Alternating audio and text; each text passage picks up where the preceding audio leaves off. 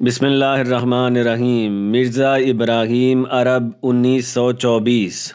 آخر کار وہ نزدیک تر آ گئے۔ وہ عصا ٹیکتے ہوئے مسجد کوفہ سے سہلا کی جانب چل رہے تھے۔ میں کھجوروں کے درخت تلے منتظر رہا کہ وہ وہاں تک پہنچ جائیں۔ مجھے وہ واقعہ یاد آیا جو مجھے اس درخت کے تلے کھینچ لایا تھا اور ایک عجیب داستان کی صورت میں میری نظروں میں گھوم رہا تھا۔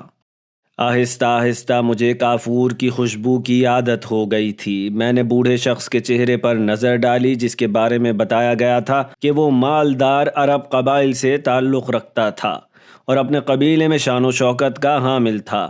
اب وہ گونگوں کی مانند، جبکہ اس کے ہونٹوں کے کنارے سے خون بہہ رہا تھا، اپنی بے رونق آنکھوں سے مجھے گھور رہا تھا۔ میں نے اس کا ہاتھ پکڑا اور اس کا جسم گھما کر چہرہ غسال خانے کے پتھر پر ٹکایا اور بالٹی بھر پانی اس کے سر پر انڈیل دیا۔ وہ پشت کے بل زمین پر گرا تھا اور گرتے ہی مر گیا تھا۔ میں نے کئی مرتبہ اس کے زخم دھوئے، تب کہیں جا کر اس کا خون رکا۔ اس کے پیروں کے گرد لپٹی لنگی کو جو کھل رہی تھی میں نے مضبوط کیا اور اس کے چہرے پر ایک نظر ڈالی۔ حسرت و پشیمانی کی فریاد اس کی بے روح پتلیوں میں دیکھی جا سکتی تھی۔ کافور و بیری کا پانی اٹھایا اور دوبارہ اس کے ہاتھوں کو پکڑ کر اسے دوسری طرف گھما دیا۔ دوسری جانب اس کا چہرہ غسال خانے کے پتھر سے زور سے ٹکرایا اور اسے معمولی سی چوٹ آئی۔ میں نہیں چاہتا تھا کہ میت کے بدن کی یوں بے احترامی ہو، لیکن کیا کیا جا سکتا تھا؟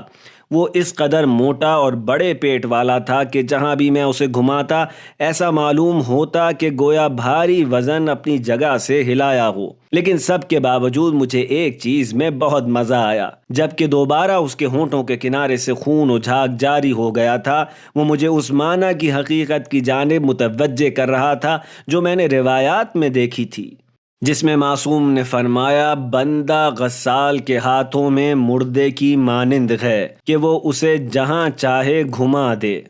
میں نے ایک نگاہ برابر میں موجود دوسرے پتھر کے تختوں پر ڈالی اور دوسرے غسالوں کو دیکھا جو بڑی شدت سے بیچارے مردوں کو، جو کہ خود سے ہلنے کے قابل نہیں تھے، الٹ پلٹ رہے تھے۔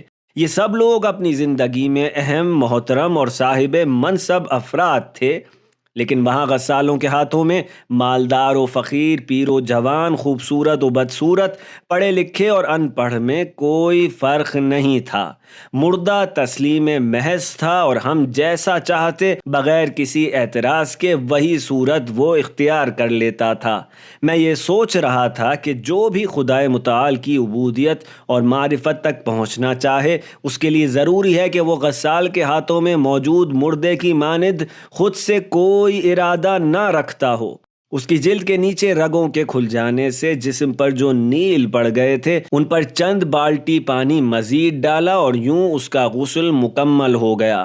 حقیقت روح کیا تھی کہ جسم سے دور ہونے کے فوراً بعد بدن اس طرح بکھر جاتا ہے اور اگر آپ دیر کریں تو اس کی بدبو سارے عالم میں پھیل جاتی ہے۔ گویا بدن روح کے دم سے قائم ہے اور اگر روح بدن کو چھوڑ دے تو وہ بکھر جاتا ہے۔ میں نے اس کے ہاتھ پیر پکڑے اور اس کی ٹیڑھی میڑھی مونچھوں کو دیکھتے ہوئے بڑی مشکل سے اسے تخت پر لٹایا جسے کفن پہنانے کے لیے آمادہ کیا تھا۔ ایک اعوذ باللہ پڑھی اور اپنی سوچ میں ڈوب گیا۔ آخر میں نے مردوں کو غسل دینا کیوں شروع کیا تھا؟ میں مرزا ابراہیم عرب قازوین میں مقیم اہم و مالدار عرب قبیلے سے تعلق رکھتا تھا، لیکن ہمیشہ ان عوالم سے رابطے کا پیاسا تھا جن سے عام لوگ بے خبر تھے۔ لوگوں کی زندگی عارضی و زود گزر لذتوں میں خلاصہ ہوتی تھی کہ غسال خانے کے پتھر پہ آ کر ان کے چہروں سے آرزوؤں کی آہ و پشیمانی زیادہ آشکار ہوا کرتی تھی۔ میں اپنی جگہ بیٹھ کر دوسری میت کا انتظار کرنے لگا۔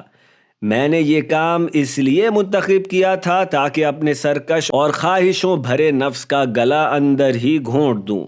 میں چاہتا تھا کہ اسے آگ لگا دوں اور نابود کر دوں، لیکن اس کے لیے میں جتنی بھی کوشش کرتا کبھی پوری کامیابی نصیب نہیں ہوتی تھی۔ انواع و اقسام کی ریاضتوں اور عبادتوں کے باوجود جتنا بھی آگے بڑھتا، بزرگواری، خود پسندی اور خود غرضی کا احساس میرے نفس کی گہرائیوں میں مزید پھلتا اور پھولتا جاتا تھا۔ اسی لیے میں نے سوچا کہ غسال بن جاؤں تاکہ موت کی یاد سے اسے توڑ ڈالوں۔ یہ میرے لیے مفید تھا، لیکن اس کی بنا پر میرے اندر موجود میں اور انانیت پہلے سے زیادہ قوی ہو گئی۔ گویا میں نے بنیاد ہی ٹیڑھی رکھی تھی، کیونکہ میری عمارت جتنی بھی بلند ہوتی جاتی اس کی کجی میں اضافہ ہوتا جاتا تھا۔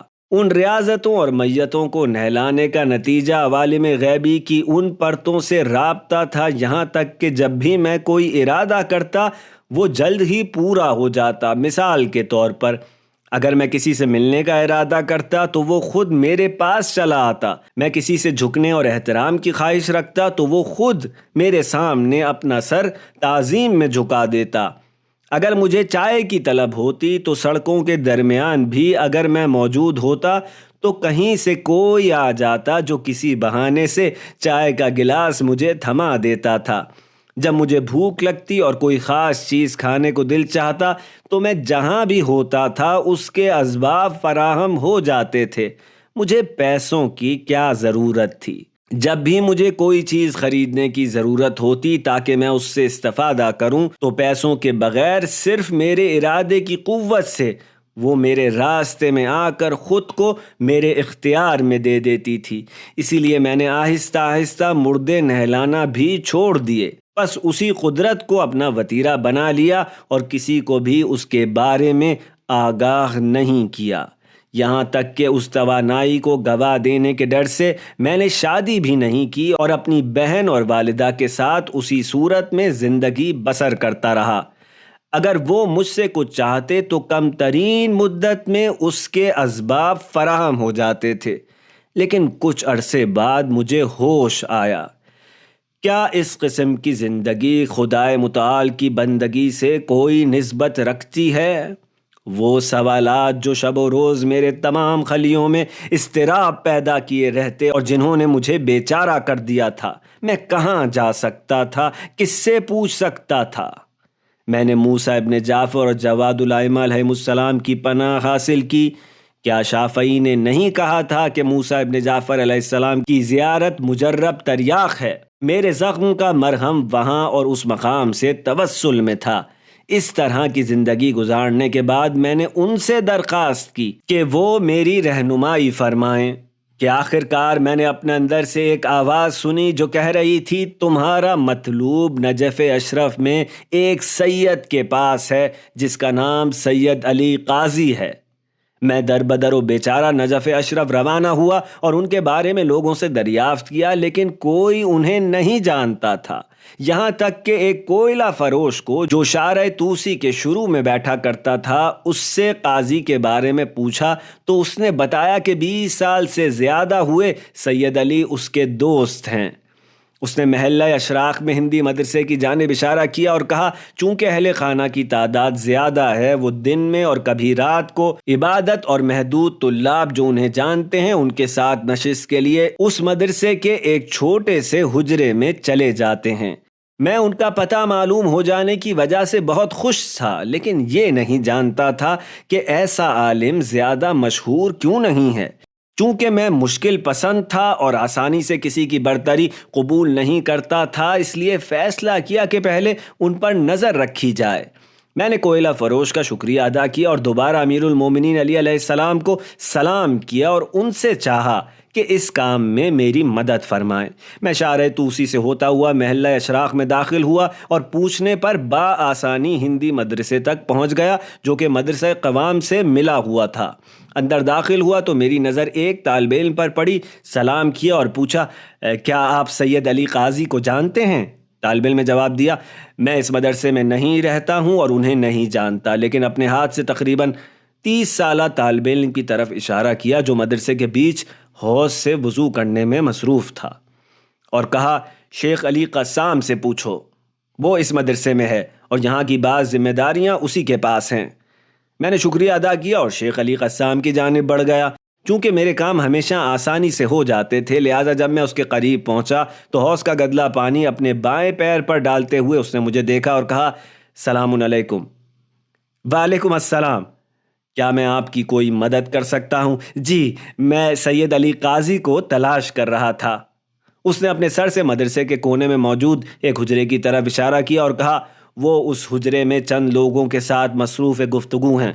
میں سوچ میں پڑ گیا کہ کیا یہ طالب علم بھی ان سے رابطے میں ہے یا نہیں، اس لیے میں نے پوچھا، کیا آپ ان کی مجلس میں نہیں جائیں گے؟ کیا میں جا سکتا ہوں؟ اس نے سر پر مسا کرتے ہوئے کہا، یہ لوگ ایرانی ہیں اور مجھے فارسی نہیں آتی ہے، لیکن آپ جا سکتے ہیں۔ میں نے اس کے چہرے پر نظر ڈالی جس سے روحانیت کے آثار آشکار تھے اور کہا، آپ کا بہت شکریہ۔ نہیں، کوئی بات نہیں، یہ میرا فرض تھا۔ میں نے اپنا سر شکریہ کے طور پر ہلایا اور اس سے جدا ہو کر مدرسے کے گوشے میں موجود چھوٹے سے حجرے کی جانب چلا گیا۔ حجرے کا دروازہ کچھ کھلا ہوا تھا اور اس کی جھرری سے وہ سید سیاہ آنکھوں کتھئی عبا اپنے شانوں پر ڈالے اور الجھی ہوئی مہندی لگی داڑھی کے ساتھ نمایاں جگہ پر بیٹھے ہوئے تھے۔ وہ کہہ رہے تھے، قلت یا ابا عبداللہ ما حقیقت العبودیہ؟ قال ثلاثۃ اشیاء۔ گویا وہ روایت اپنی یادداشت سے پڑھ رہے تھے اور الفاظ کی ادائیگی میں بہت دقت سے کام لے رہے تھے۔ اگرچہ شیخ قسام نے کہا تھا کہ وہ ایرانی ہیں، لیکن گویا عربوں سے زیادہ عربی پر مسلط تھے اور ان کے لہجے سے کوئی ان کے ایرانی ہونے کو نہیں سمجھ سکتا تھا۔ میں نے اپنا سر کچھ آگے بڑھایا تاکہ حجرے کی کھڑکی سے دیکھ سکوں کہ ان کے سامنے کون لوگ بیٹھے ہوئے ہیں۔ ایک سید تھے جن کی عمر تقریباً 40 سال تھی، ایک جوان شیخ جس نے قاضی کی آنکھوں میں نظریں جمائی ہوئی تھیں، ایک اور جوان جس کے رخسار کچھ سرخ تھے اور اس کے ہاتھوں پر گٹھے پڑے ہوئے تھے، اس کے علاوہ 2-3 طلاب جو مجلس کے آخر میں بیٹھے ہوئے تھے۔ قاضی نے اپنی بات جاری رکھتے ہوئے ایسی آواز میں جو دل کی گہرائی میں اتر رہی تھی کہا، یہ حدیث عنوان بصری عجیب پرمغز حدیث ہے۔ اس حدیث کو لکھ کر اپنی جیب میں رکھ لیں اور ہفتے میں 2 یا 3 بار اس کا مطالعہ کریں۔ امام صادق نے اس حدیث کی طرف اپنی وصیت کے طور پر اشارہ فرمایا ہے۔ خداوند متعال تک پہنچنے کے لیے انسان کو اور کیا چاہیے؟ صادق آل محمد سے بہتر اور کون ہو سکتا ہے؟ اور وہ جو صاحب ولایت ہیں ان سے زیادہ کون ان امور پر احاطہ اور غلبہ رکھتا ہے؟ ہفتے بھر میں اسے بار بار پڑھ لینے کو خود پر لازمی قرار دیجیے۔ میں نے سوچا کہ یقیناً میں یہ کام انجام دوں گا۔ بلا وجہ میری رہنمائی ان کی جانب نہیں کی گئی تھی۔ جس کی تعلیمات کی جڑیں اہل بیت کے کلمات میں پائی جاتی ہوں، یہ شائستگی رکھتا تھا کہ اس کے سامنے زانو تہ کیے جائیں اور اس کی اطاعت کی جائے۔ اگرچہ میں اندر داخل ہونا چاہتا تھا، لیکن لوگوں کو اپنے دل کا راستہ دکھانے میں وسوسہ آڑے آیا کہ اندر جاؤں۔ میں نے فیصلہ کیا کہ مزید ان کی باتیں سنوں اور کچھ دن ان کے پیچھے جاؤں اور دیکھوں کہ وہ کیا کرتے ہیں۔ انہوں نے اپنی بات جاری رکھی۔ روایت کے اس حصے میں عنوان بصری امام صادق علیہ السلام سے حقیقت عبودیت کے بارے میں سوال کرتے ہیں اور امام فرماتے ہیں، انسان کے وجود میں عبودیت محقق ہونے کی پہلی شرط یہ ہے کہ خدا تبارک و تعالی نے جو کچھ اس کے لیے قرار دیا ہے اسے کبھی بھی اپنی ملکیت نہ سمجھے۔ ہماری ملکیت ہمارے اثاثوں میں نہیں ہے، یہ ملکیتیں اعتباری ہیں، مالک کل خداوند متعال ہے۔ اب ہماری یہ دارائی ممکن ہے مالی علمی مقام پر مبنی یا کبھی کرامت پر مشتمل ہو جو سالکان الی اللہ کو نصیب ہوا کرتی ہے، لیکن کیا وہ میرا مال ہے جو میں اسے اپنی ملکیت سمجھوں؟ بس جو بھی ہے وہ سب اس کا مال ہے اور میں یہ حق نہیں رکھتا ہوں کہ خود کو اس کا مالک سمجھوں۔ لہٰذا قیامت کے موقع پر دوسری سور پھونکے جانے کے بعد تمام موجودات اور انہیں تشخص دینے والی حدود عدم سے دوچار ہو جائیں گی اور پھر واپس آئیں گی۔ مخلوق خدا کی روح کے کانوں پر حق تعالی کی ندا یوں گونجے گی، آج ملکیت کس کی ہے؟ اور اس کی ملکیت کا عالم یہ ہوگا کہ کسی کو بھی بولنے کی اجازت نہیں ہوگی، اور وہ خود اس سوال کے جواب میں تمام وجود میں ندا دے گا کہ للہ الواحد القہار، آج حکومت خدا واحد و قہار کی ہے۔ حتیٰ کہ وہ زبان اور کان جو انتخاب کرتا تھا کہ کیا سنے، اب اس کے اختیار میں یہ نہیں ہے، اور سب خدا قادر کی ملکیت کی تجلی کے آگے سراپا تسلیم ہیں۔ ان سے یہ الفاظ صادر ہو رہے تھے اور جیسے میرے بدن کا ایک ایک بند لرز رہا تھا۔ میں اس سوچ میں ڈوب گیا تھا کہ خداوند نے جو مجھے یہ نفسانی قدرت عطا فرمائی ہے، میں نے اس سے کیا کام لیا ہے؟ کیا میں نے اسے اپنی ملکیت سمجھا ہے یا نہیں؟ وہیں میں سمجھ گیا تھا کہ میرے وجود کا کام کس حد تک بگڑا ہوا ہے۔ قاضی کچھ دیر تک خاموش رہے۔ ان کے جلالی نفس کے آثار ان کے شاگردوں کی نگاہوں کے دریچے سے آشکار تھے، جبکہ ان کی پتلیاں ان کی ہیبت سے تنگ ہو چکی تھیں۔ انہوں نے لا حول ولا قوت کہا اور کچھ دیر کے بعد اپنی جگہ سے اٹھ گئے۔ میں حجرے سے دور ہوا اور دیکھا کہ وہ عصا ٹیکتے ہوئے حجرے سے باہر نکل کر مدرسے کے دروازے کی سمت جا رہے ہیں۔ گویا ان کے سننے والے رعب، سکوت اور توجہ میں ڈوب گئے تھے۔ میں بھی، جس کے قلب کی شریانیں ارتعاش کی حالت میں تھیں، سکون سے ان کے پیچھے چل پڑا۔ وہ چلتے گئے اور میں بھی ان کے پیچھے چلتا رہا۔ میں سمجھ گیا تھا کہ وہ در کوفہ کی جانب جا رہے ہیں اور کوفہ یا سہلہ جانا چاہتے ہیں۔ پھر وہ ایک تانگے پر سوار ہوئے۔ میں بھی ان کے پیچھے چلا اور تانگے والے سے کہا کہ ان کے پیچھے پیچھے چلتے رہو۔ 15 منٹ بعد ہم مسجد کوفہ پہنچے۔ وہ مقام جس کا نام سن کر انسان کے جسم پر لرزہ طاری ہو جاتا ہے، دوران ظہور حضرت ولی عصر عجل اللہ تعالی فرجہ الشریف کی حکمرانی کا مقام اور آپ کی الہی حکومت میں مسلح اور حکومتی و عدالتی فیصلوں کی جگہ، وہ عظیم مقام جس کی خداوند نے قرآن حکیم میں طور سینین کے عنوان سے قسم کھائی ہے۔ امیر المومنین کے عدالتی فیصلوں کی جگہ، آپ کی محراب، مسلح اور شہادت کا مقام، مسلم بن عقیل کا مدفن، وہ مقام کہ جب امام سجاد مدینہ سے تشریف لائے تو وہاں 2 رکعت نماز پڑھی اور پھر واپس تشریف لے گئے۔ وہ مسجد جس کے بارے میں وعدہ کیا گیا تھا کہ وہاں جو غم زدہ بھی نماز پڑھے گا وہ اپنے غم برطرف ہونے میں حق تعالیٰ کے لطف کا حقدار قرار پائے گا۔ وہ تانگے سے اترے اور مسجد میں داخل ہو گئے۔ میں ان کے پیچھے پیچھے گیا۔ کوفہ کے ظہر کی گرمی نے مجھے پسینے میں شرابور کر دیا تھا اور میرا لباس بھیگ گیا تھا۔ وہ مسجد میں آگے گئے اور ظہرین کی نماز پڑھنا شروع کی۔ میں بھی ایک طرف گیا تاکہ وضو تازہ کر لوں، لیکن میں نے دیکھا کہ مسجد کے بیچ جو ایک بڑا سا گڑھا تھا جہاں کافی عرصے سے کوڑا کرکٹ جمع ہو رہا تھا، اب اس کی مرمت کر دی گئی تھی اور اس کے ساتھ ہی ایک چھوٹا سا کمرہ بنا دیا گیا تھا۔ میں نے بیت التش سے اور امیر المومنین کے عدالتی فیصلوں کے مقام کے قریب دیکھا کہ کچھ لوگ کھڑے ہوئے ایک سرداب کے تازہ تعمیر شدہ دروازے کو صاف کر رہے ہیں۔ ایک مزدور جس نے ہاتھ میں کدال پکڑی ہوئی ہے، اس نے آواز لگائی، حاج جاسم آسم۔ تقریباً 50 سالہ ایک شخص نزدیک آیا اور کہا، کیا کام مکمل ہو گیا ہے؟ جی جناب۔ الحمدللہ، سید آغا بھی آج تشریف لائے ہیں، انشاءاللہ وہ نماز کے بعد آئیں گے اور سرداب کا معائنہ کریں گے۔ مجھے کچھ تجسس ہوا کہ یہ کیا ماجرا ہے۔ میری نظر سرداب کے اوپر پڑی جسے مرمت شدہ گڑھے کے ساتھ بنایا گیا تھا۔ وہاں ایک بورڈ لکھا تھا جس پر تحریر تھا کہ یہ عمارت سید علی آقا قاضی کی ہمت اور مدد سے بنائی گئی ہے۔ میں سوچ میں پڑ گیا۔ یوں لگتا تھا جیسے انہوں نے اس گڑھے کی تعمیر کا حکم دیا ہے تاکہ خلق اللہ جو یہاں آتے ہیں وہ کسی مشکل میں نہ پڑیں۔ میں نے اپنی نماز پڑھی اور سید علی قاضی کو دیکھا جو نماز کے بعد مسلم بن عقیل کی زیارت اور اس کے بعد ہانی ابن عروہ اور پھر مسجد کے درمیان اور بیت التش کی جانب حرکت کر رہے ہیں۔ میں نے کچھ فاصلہ اختیار کیا اور دور سے دیکھا۔ قاضی آگے آئے اور وہ شخص جس کا نام شاید حاجی جاسم تھا اسے گلے لگایا اور جو مزدور وہاں کھڑے ہوئے تھے انہیں دیکھ کر کہا، خدا قوت، الحمدللہ آپ کے ہاتھوں اس گھڑے کی مرمت ہو گئی اور انشاءاللہ آئندہ کبھی کسی زوار کو کوئی دشواری پیش نہیں آئے گی۔ حاج جاسم نے کہا، آغا آپ کی محبت اور پیگیری تھی اور وہ نذورات تھیں جو اہل تبریز کے ہاتھوں یہاں خرچ ہوئیں۔ ارے میں نے کچھ نہیں کیا ہے حاجی جاسم، یہ خداوند کا ارادہ تھا آپ اور ان بزرگواروں کی مدد سے۔ شیعہ مرقدوں اور مزاروں کی مرمت ان ذمہ داریوں میں سے ہے جنہیں ضرور ادا کیا جانا چاہیے ہے۔ خداوند توفیق عطا فرمائے کہ سب مزار مکمل طور پر مرمت کر دیے جائیں۔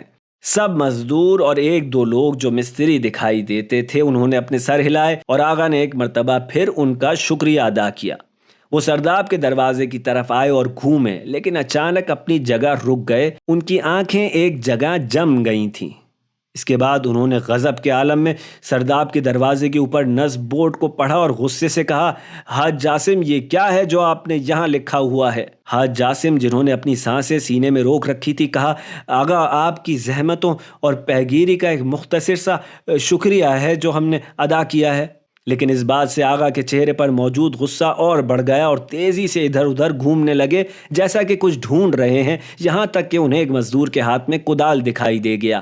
انہوں نے اپنی ابا زور سے سمیٹی اور اس مزدور کی جانب گئے، کدال اس سے لی اور سرداب کے دروازے تک گئے۔ کدال کی تیز نوک سے کئی مرتبہ بورڈ کے بیچ میں زور سے ضرب لگائی اور ٹائل توڑ دیے۔ میں وحشت زدہ ہو گیا تھا۔ میری ایک نظر ان پر اور دوسری مزدوروں پر تھی جو بری طرح سہم گئے تھے۔ جب ٹائلیں مکمل طور پر ٹوٹ پھوٹ گئیں اور انہوں نے اپنے نام کا اثر مٹا دیا تو گویا ان کے وجود میں دوبارہ روح پھونک دی گئی ہو۔ ان کے چہرے پر سکون چھا گیا اور اپنے لبوں پر موجود مسکراہٹ کے ساتھ اپنی جگہ واپس آ گئے۔ اس منظر کو دیکھ کر مجھے اپنے دل سے آواز سنائی دے رہی تھی کہ اے ابراہیم، نفس ایک بہت بڑا بت ہے، تم اپنے وجود کے بت پر کدال کیوں نہیں چلاتے ہو؟ وہ جھکے اور زمین پر موجود کچھ چونا اور پانی آپس میں ملایا اور اسے ٹائلوں کی جگہ پر لگا دیا اور ہنستے ہوئے حاج جاسم کو دیکھتے ہوئے کہا، اب ٹھیک ہے حاجی۔ حاجی جاسم نے بھی، جو ابھی تک ڈرے ہوئے تھے، کہا، جی سید آغا، جو آپ کو منظور ہو۔ کچھ دیر کے بعد وہ مجمع سے دور ہوئے اور پھر نماز میں مشغول ہو گئے۔ مسجد کوفہ کے اعمال بجا لائے۔ میں اس تمام مدت اس مرد کی روح کی دریائے عظمت میں غرق رہا تھا کہ انہوں نے وہ بات بھی قبول نہیں کی ہے جو کہ لوگوں میں عام تھی۔ کتنے ہی لوگ ایسے ہوا کرتے ہیں جن کی خواہش ہوتی ہے کہ کہیں ان کا نام دکھائی دے جائے۔ جب ان کی عبادتیں ختم ہوئیں تو وہ اپنی جگہ سے اٹھے اور مسجد سے باہر نکلنے کا قصد کیا۔ میں نے دیکھا کہ اس قدر عبادتوں کے بعد اب وہ پیدل مسجد سہلہ جانا چاہتے ہیں۔ میں نے سوچا کہ وہ کس چیز کی طلب میں ہیں جو اس طرح سے کوشش کر رہے ہیں۔ میں نے ان سے کچھ فاصلہ اختیار کیا اور کچھ آگے شط فرات کے نزدیک اور کوفہ و سہلہ کے درمیان خوفناک راستے کے آغاز میں کھڑا ہو گیا۔ میں کھجور کے درخت کے نیچے ان کا انتظار کرنے لگا۔ میں آب فرات کو دیکھتے ہوئے اپنے افکار میں غرق تھا کہ اپنے حواس میں آ گیا۔ وسع ٹیکتے ہوئے مجھ سے نزدیک آ گئے تھے۔ میں کھجور کے سائے سے نکل کر آیا، کچھ ان کی سمت بڑھا۔ وہ اپنی عجیب و غریب آنکھوں سے میرا جائزہ لے رہے تھے کہ میں نے کہا، السلام علیکم آغا سید۔ کچھ ٹھہر کر انہوں نے جواب دیا، وعلیکم السلام۔ اس کے بعد ہمارے درمیان موت کی سی خاموشی چھا گئی۔ میں نے پیاس سے خشک شدہ زبان ہلائی اور کہا، آغا جان، میری آپ سے ایک درخواست تھی۔ محبت بھرا جواب ملا، میں آپ کی خدمت میں ہوں۔ میں نے کہا، کیا میں آپ کے ساتھ آ سکتا ہوں؟ کیوں نہیں، میں مسجد سہلہ جا رہا ہوں، اگر آپ کا راستہ بھی وہی ہے تو تشریف لائیے۔ آغا، میرا راستہ وہی ہے جہاں آپ تشریف لے جائیں گے۔ ذرا سا ہنسے اور کہا، پھر تو آپ جہنم تک پہنچیں گے۔ ان کی شوخ طبع پر میرا دل باغ باغ ہو گیا اور میں نے کہا، اگر آپ کے ساتھ جہنم میں رہنا ہو تو وہاں بھی اچھا ہے، میں ضرور چلوں گا۔ اپنے مہندی لگے ہاتھوں سے میرا بازو تھاما اور مجھے مسجد سہلہ کی جانب گھما کر کہا، بس چلو، چلتے ہیں۔ میں آپ کی مہربانی کا بہت مشکور ہوں۔ چند لمحے خاموشی میں گزر گئے۔ میں سہلہ و کوفہ کے درمیان نخلستان و شط فرات کے کنارے ایک پتلی سڑک پر ایک مرد کے ساتھ چل رہا تھا جس نے میری زندگی مکمل طور پر بدل دی۔ کچھ دیر بعد میں نے کہا، آغا سید، میں آپ کی خدمت میں حاضر ہوا ہوں تاکہ منزل مقصود تک پہنچنے کے لیے دستور العمل حاصل کر سکوں۔ چھت پر ہوا چلنے اور ان کے عصا کے زمین پر رگڑ کھانے کی آوازیں میرے کانوں میں رس گھول رہی تھیں۔ انہوں نے کہا، منزل مقصود تک پہنچانا امیر المومنین علی علیہ السلام کا کام ہے۔ میں نے کچھ اکڑ کر کہا، آغا، آپ مجھے دستور العمل دیجئے اور اگر اجازت دیں تو میں آپ کے شاگردوں کے درمیان نہیں آؤں گا۔ مجھے لگا ہے کہ آپ کے شاگرد سست ہیں اور کام نہیں کرتے ہیں۔ میرے چہرے پر معنی خیز نگاہ ڈالی اور کہا، آپ بتائیے کہ آپ کا نام کیا ہے اور آپ کا تعلق کہاں سے ہے؟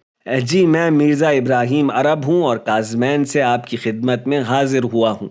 کاظمین کا نام سنتے ہی آنسوؤں کی شفاف تہ ان کی آنکھوں میں جمع ہو گئی اور کہا، اہلاً و سہلاً، اس حقیر کا سلام موسیٰ ابن جعفر اور جواد الائمہ علیہم السلام کی خدمت میں پہنچائیے گا۔ آئمہ کاظمین سے ان کی اس قدر ارادت کو دیکھ کر میری رگ غیرت جوش میں آئی اور میں نے کہا یقیناً میں آپ کی نیابت میں ان کے آستانے کی زیارت کروں گا۔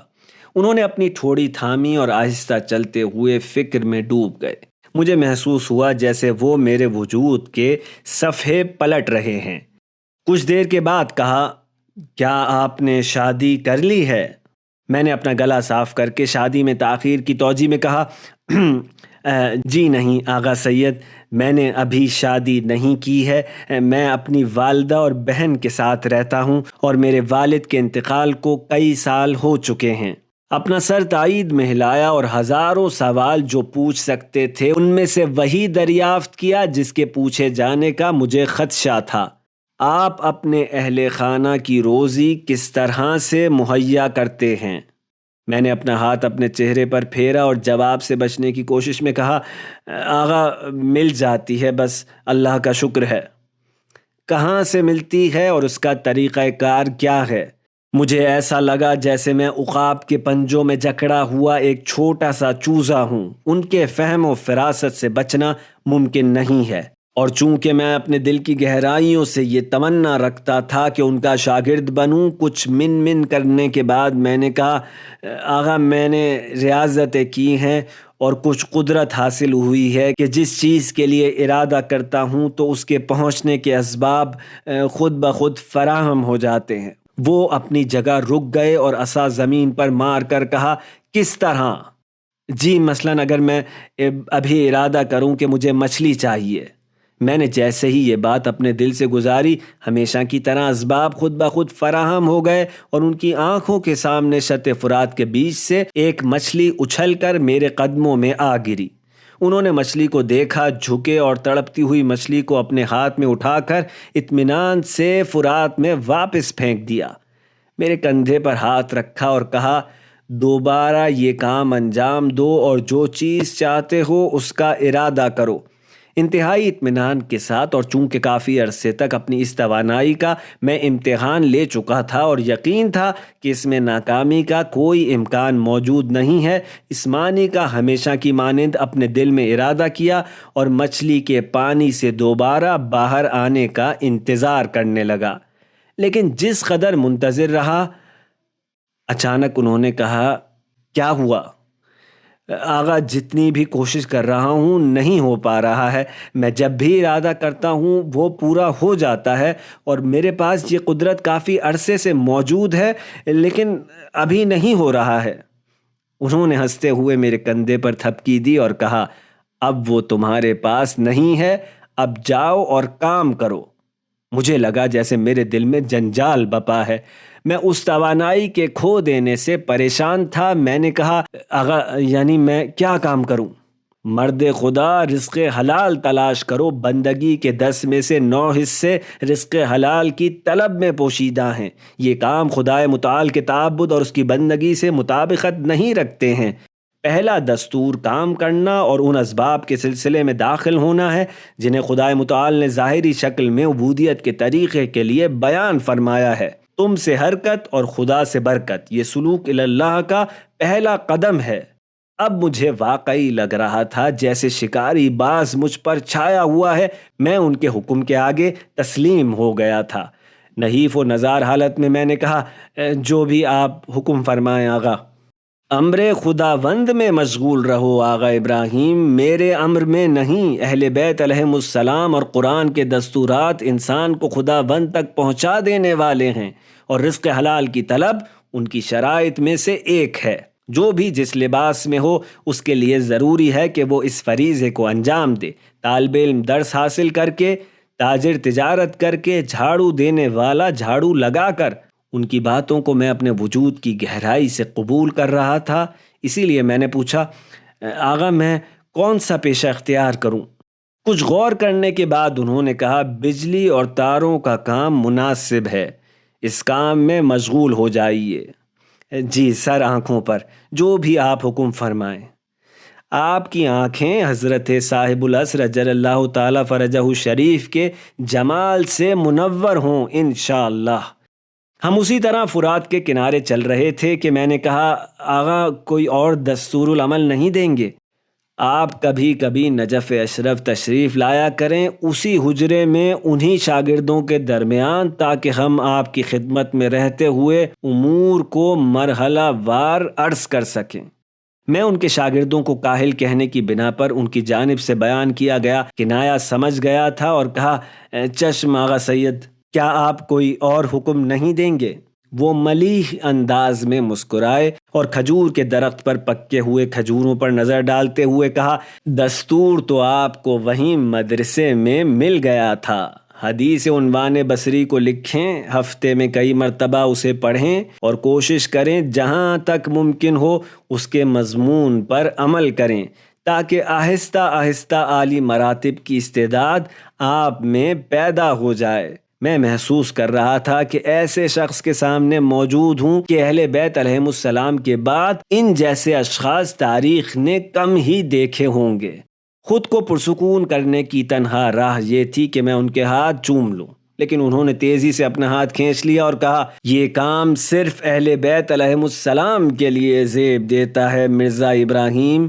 اب میں 100 جان سے ان کی محبت میں گرفتار ہو چکا تھا۔ میں امام زمانہ جل اللہ تعالیٰ فرجہ الشریف کی منزل گاہ کے قریب اس پراسرار مرد کے ساتھ حرکت کر رہا تھا، یہ فیصلہ کیا کہ قدم بقدم ان کے دستورات کو اپنا نصب العین بناؤں گا اور پہلے وہ کام شروع کروں گا جو انہوں نے بتایا تھا، نیز حدیث عنوان بصری پر مکمل عمل کروں گا۔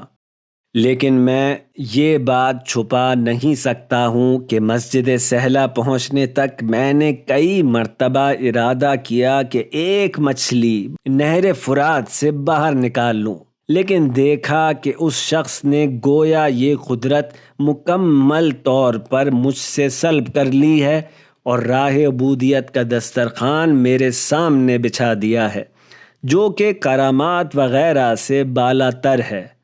فنا و بندگی اور معرفت اللہ کا نا تمام ہونے والا راستہ۔